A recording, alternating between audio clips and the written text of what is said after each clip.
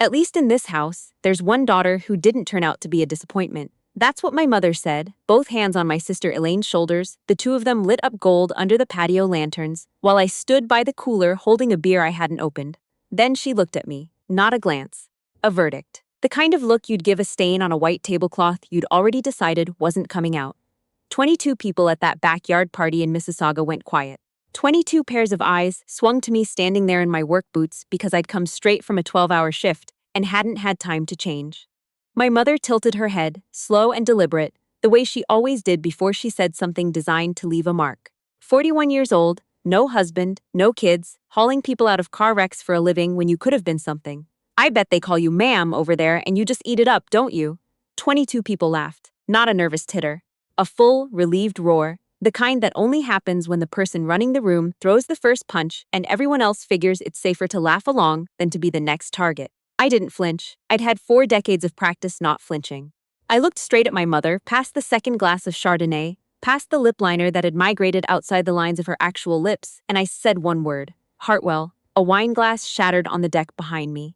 Over by the makeshift bar, a man I'd never met, somewhere in his 60s, built like he still expected the world to come at him sideways, had gone the color of drywall. His hand had simply stopped working. The glass hit the boards and broke into 3 clean pieces, and he didn't even look down at it. "Stop laughing," he said. His voice sounded like it had been dragged over gravel for a few decades and never quite recovered. Jesus Christ, that's Hartwell. And then, right there in front of my mother, in front of the 22 relatives who'd just been howling at her joke, this stranger stood up straighter than I'd ever seen a person stand, brought his heels together, and saluted me. The laughter died on the spot. I should tell you who Hartwell is and why a grown man old enough to be my father went gray at the sound of it. But you're going to want the rest first, because what that man pulled out of his jacket 30 seconds later is the reason 18 years of silence finally cracked open in my mother's backyard, and it didn't end the way anyone standing there expected, including me. He lowered the salute slow, like it cost him something to put his arm back down, and he turned to my mother. There was no Canadian politeness left in his face at all, none of the deference a guest is supposed to show a host who's just fed him potato salad.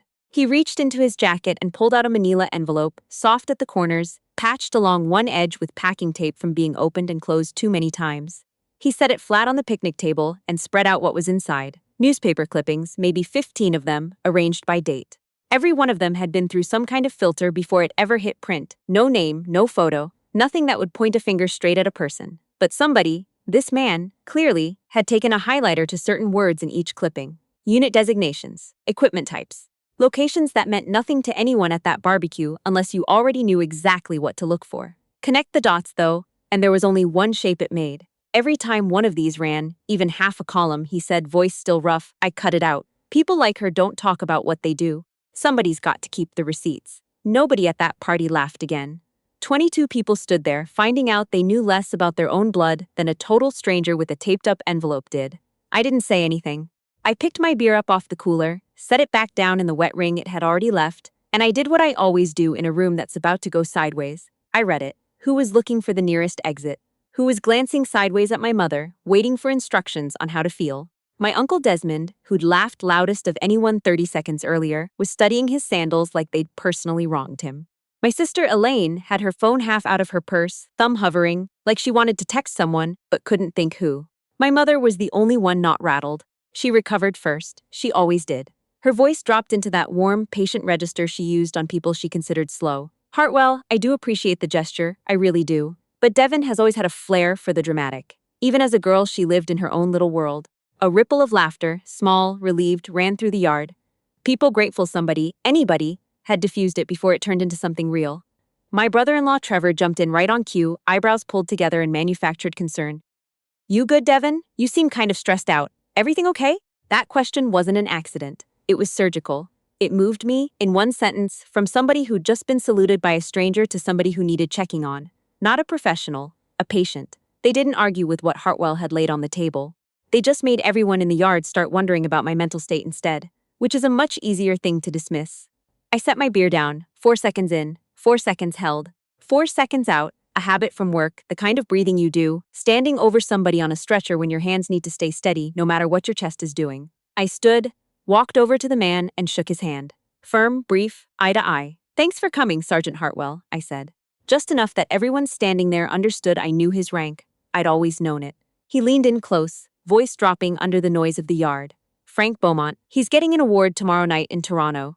Some leadership thing, paid for by a veterans charity. Money that came out of the pockets of men he left behind. I nodded once. I didn't go inside after that. I sat in my truck in front of my mother's place with the engine off and the windows up, hands on the wheel at 10 and 2 like I was still flying something through weather. When I reached over the seat, my hand brushed a purse, my mother's, left behind from the party, and inside it, along with her wallet and keys, was a photograph from the year I turned 15. My mother in the center, one arm around Elaine. 19 relatives clustered close around the two of them like petals folding in toward the middle of a flower. I was at the very edge of the frame, no hand on my shoulder, nobody angled toward me. Not because I'd chosen to stand apart. Because by the time I got there, everyone else had already arranged themselves around the people who mattered. I looked at my own 15-year-old face in that picture, not sad, not angry, flat. The look of a kid who'd already learned that being overlooked wasn't an event, it was just the climate she lived in. The memories came back in pieces after that, not in order, the way they do. The year I got accepted into the officer training program, my mother didn't ask the date of the ceremony, didn't write it down, didn't mention it to a single relative. The year Elaine made partner at her accounting firm, my mother booked the private room at the steakhouse 2 weeks out, picked the menu, called every cousin in the GTA personally. The year I mailed home my first commendation, a little box from overseas, she dropped it in the front closet unopened. A medal, she said. Like that was the punchline. The year Elaine got a new car, my mother posted on Facebook, so proud of my daughter with 300 likes under it, not once, not by accident. It was a system run with the same precision for 30 years and never once interrupted. Elaine got seen. I got endured. The sharpest memory I have is standing in that same kitchen at 17, telling her I wanted to apply to the military college. She didn't get angry. She got sorry for me, voice gentle, the tone you'd use telling someone bad news from a doctor. Oh, Devon, honey. Kids who don't have other options join the military. Not an accusation. A verdict, handed down before any evidence had even been heard. You'd already failed, so naturally you were enlisting.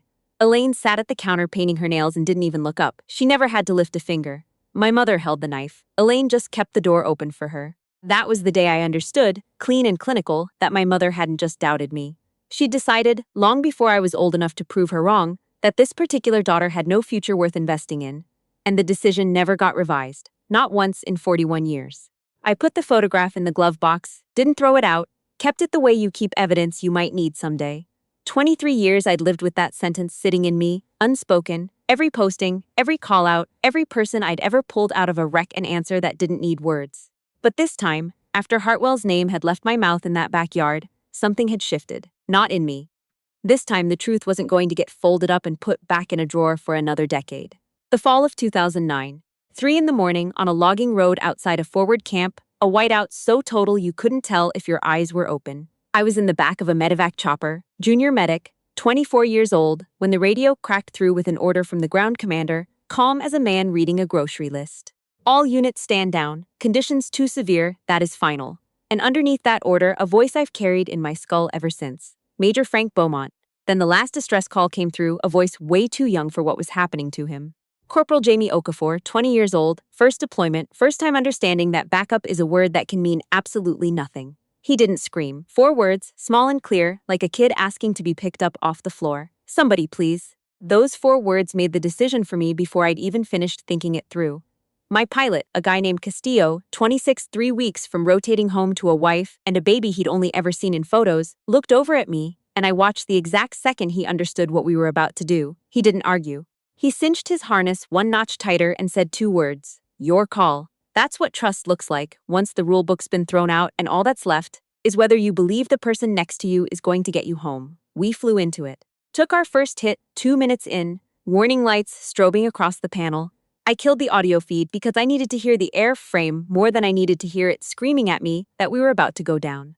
Blind landing on a ridge that felt like the surface of another planet, flying by feel and compass heading. When the door slid open, the first body we pulled aboard was Okafor, unconscious, lighter than I'd expected, his fingers locked around the strap of my vest, like the last reflex of a man going under for good. I didn't let go of him the whole ride out. We took a second hit on the climb, hard enough to rattle my teeth in my skull. Still didn't let go. 5 came home that night. 1 didn't.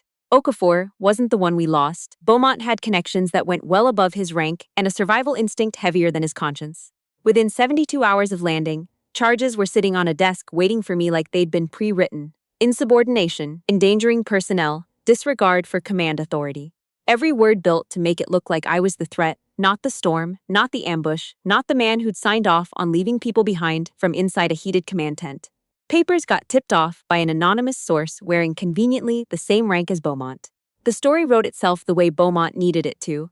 Rogue medic disobeys direct order, risk entire mission for personal glory. Nobody printed the part where 5 men came home breathing. Nobody asked Castillo what actually happened in that cockpit. I called my mother. The only time in my life I've ever cried on the phone to her. Not as a paramedic, not as a soldier. As a daughter sitting on the edge of a cot 6,000 kilometers from home, asking the woman who raised her for 3 words, "I believe you." I told her everything. The whiteout, the men, the kid's hand locked on my vest, the charges, the papers, Beaumont's name. She let me get to the end of it without interrupting once. And for one stupid fragile second I thought, maybe this is the thing that finally gets through. She waited until I'd stopped crying. Then she said, voice flat, almost bored, "I told you so. The military's for people who couldn't get into anything better." And then she hung up. No goodbye. Just the dead, flat tone of the line where her voice had been a second earlier. 2 days after that, my husband called. Not to ask if I was okay. Not to ask what had actually happened out there. He wanted my mailing address so he could send the divorce papers. He'd read about it online before he'd thought to dial my number. "I need this settled before it affects my mortgage approval," was the closest thing to an explanation I ever got.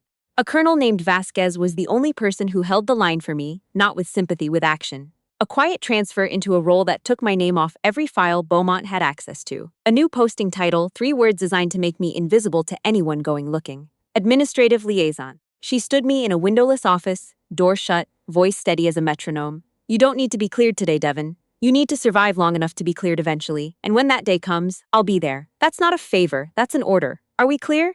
"Yes, miss," I said. "Good. Now go be invisible and be excellent at it." I came back to myself sitting in the truck outside my mother's house. 18 years since that whiteout. 6,570 days, and my mother had never once, not on the phone, not by text, not at any Thanksgiving, not on a single birthday, asked how I'd come out the other side of any of it. Not the storm, not the charges, not the divorce, not the nights where staying alive was a choice I had to remake every single hour, like resigning a contract you didn't want to sign in the first place. But Hartwell had kept the clippings. Vasquez had kept her word. Okafor, a master corporal now, sent me a Christmas card every year with nothing inside it but his name, signed. Somebody had remembered. Tomorrow night in Toronto, that memory was going to cost Frank Beaumont something. The yard cleared out in that particular uncomfortable hush where nobody knows what to do with what they just watched. People left fast and pretended they hadn't seen anything. My mother went inside without another word to anyone. Hartwell followed me to the front yard, didn't ask if it was okay, just fell in step the way one soldier walks next to another. I stopped by the truck. He kept a respectful distance, close enough to talk, far enough that I could have walked away without explaining myself. "You don't have to say a thing," he started.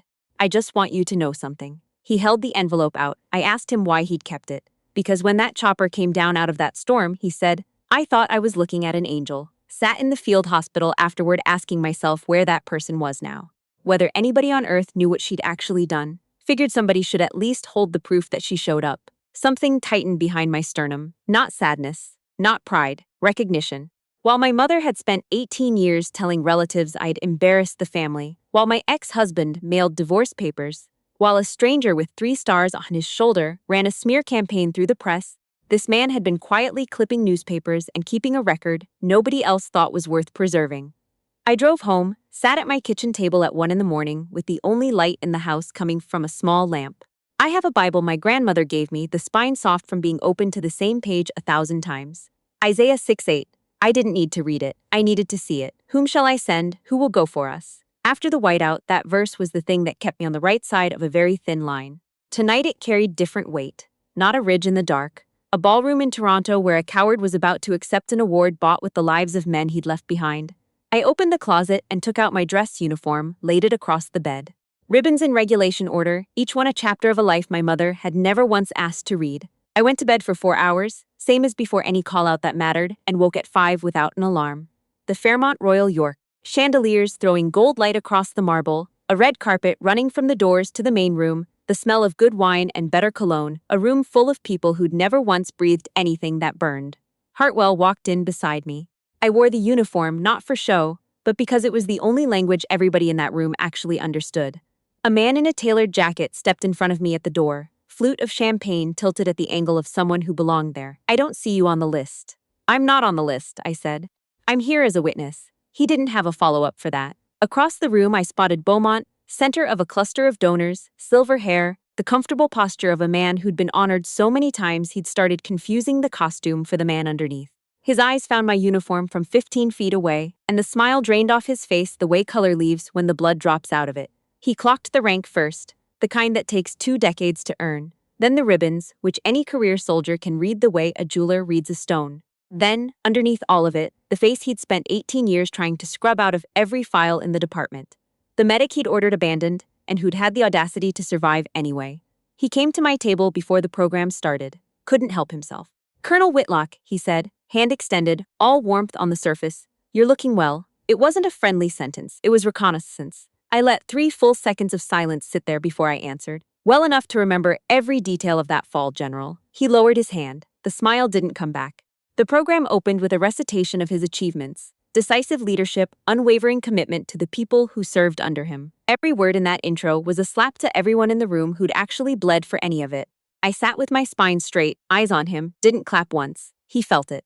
I watched his grip on the podium tighten a little more every time his eyes swept past my table. "Sadly," he said, somewhere into the speech, voice shifting into something he must have practiced, "there are some among us who couldn't fully process what they went through overseas. They build myths to cover for a lack of discipline.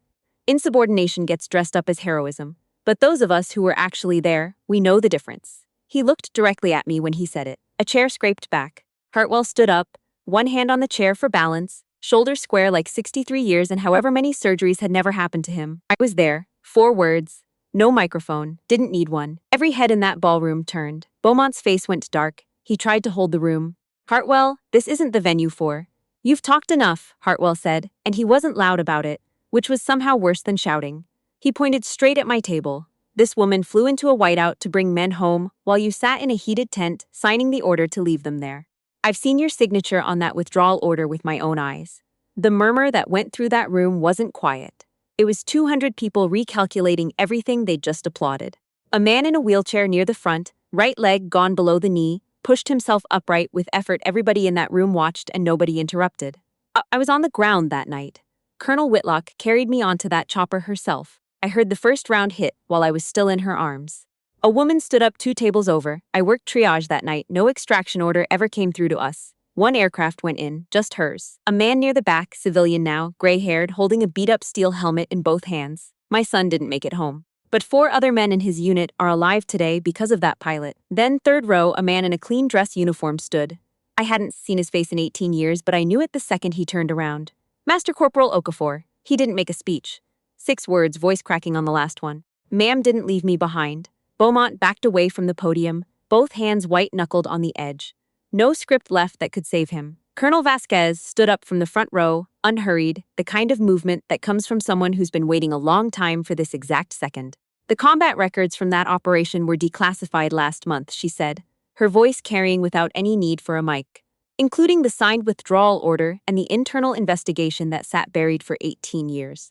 The record's been corrected." The man in the wheelchair raised his hand to his brow first, then the father with the helmet, then Hartwell, then Okafor, then, row by row, the entire room rose, dead silent, no applause, just every hand finding its way to its forehead in the same gesture at once. I stood, heels together, and returned it. From the edge of the room I saw my mother near the back entrance. She'd followed us there. I'd clocked her the moment I walked in, sliding down the wall to the floor, hand over her mouth, crying in a way I'd never once seen her cry. She'd watched all of it. Every clipping, every witness, every salute. 3 days later, 10 in the morning, 3 soft knocks on my door. I checked the peephole. My mother on the step, no makeup, hair pulled back plain, holding a tin of homemade butter tarts, the recipe she'd only ever made for Elaine's birthday, every single year, for as long as I could remember. This was the first time in 41 years those tarts had ever come anywhere near my door.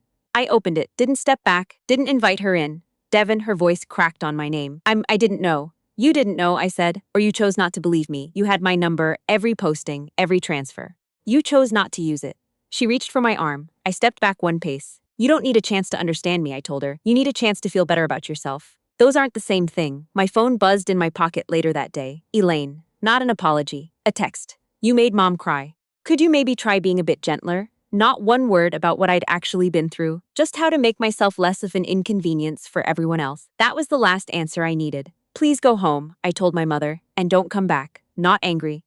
Just certain, in the way you get certain after 18 years of turning something over in your hands. I closed the door.